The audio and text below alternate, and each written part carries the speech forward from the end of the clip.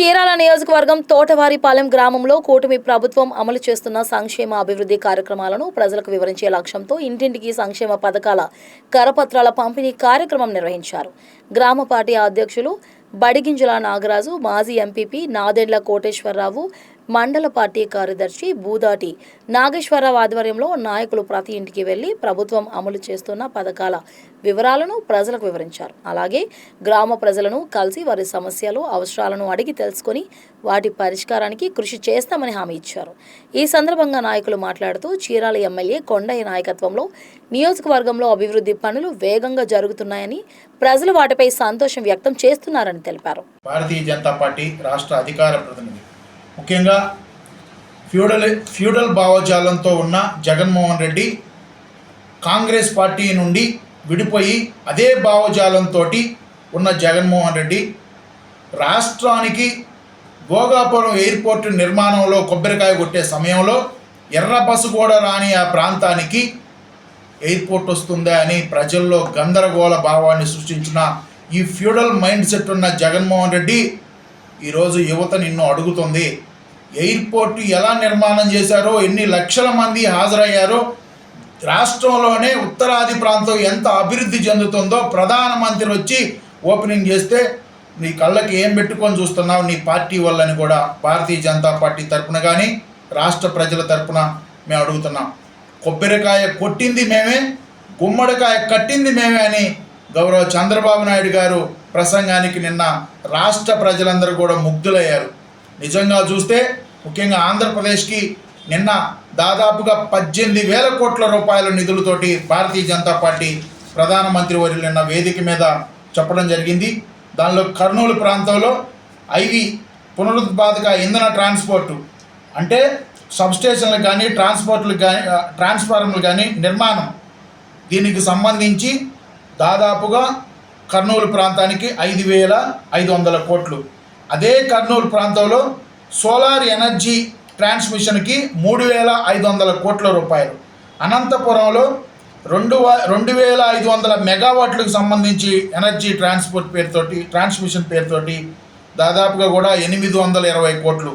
ఇంకా semi conductor అంటే చిప్పుల తయారీ, కంప్యూటర్కి సంబంధించి కానీ, దేశ రక్షణకు సంబంధించి కానీ, కార్లలో కానీ, దేశ డిఫెన్స్కు సంబంధించి కూడా చిప్స్ తయారీ కేంద్రానికి దాదాపుగా 460 కోట్ల రూపాయలను కేటాయించడం జరిగింది.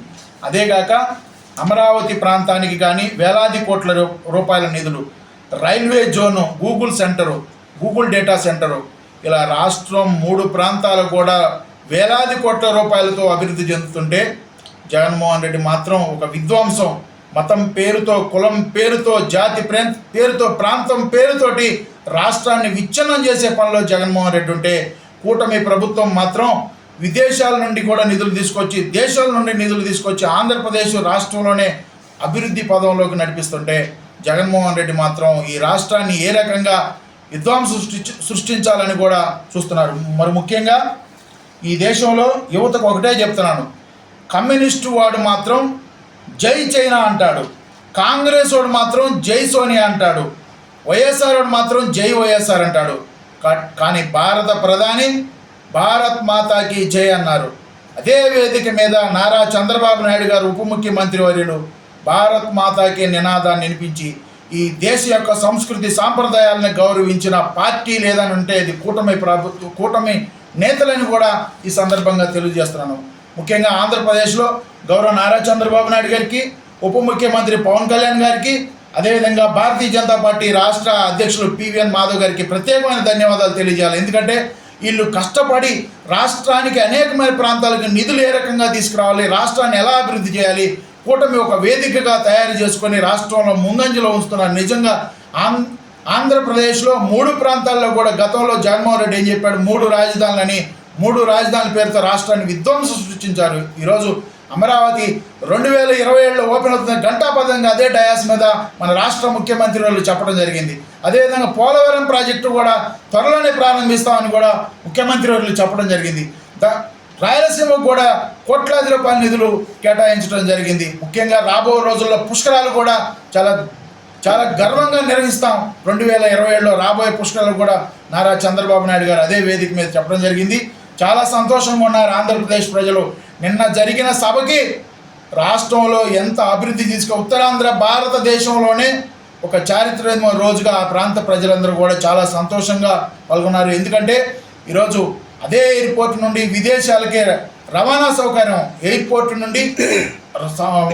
నుండి పోర్టులకి కూడా రవాణా కనెక్టివిటీ చాలా చక్కగా వేశారు. రవాణా వ్యవస్థ కూడా చాలా అద్భుతంగా ఉంది. కోట్లాది రూపాయలు గౌరవ ప్రధానమంత్రి అదే వేదిక మీద ప్రకటించడం నిజంగా ఆంధ్రుల గర్వకారణం.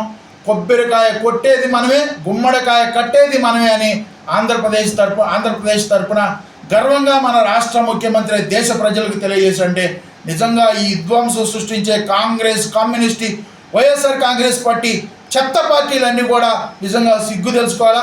బ్రిటిష్ వాడిని తరిమినట్టు మనం ఈ వైఎస్ఆర్ కాంగ్రెస్ పార్టీ, కమ్యూనిస్ట్ పార్టీలను కూడా ఈ రాష్ట్రం నుండి తరిమేయడానికి యువత అంతా కూడా ముందుకు రావాలని కూడా నేను భారతీయ జనతా పార్టీ తరఫున రాష్ట్ర ప్రజలందరికీ కూడా తెలియజేసుకుంటున్నాను. నా పేరు దర్శనం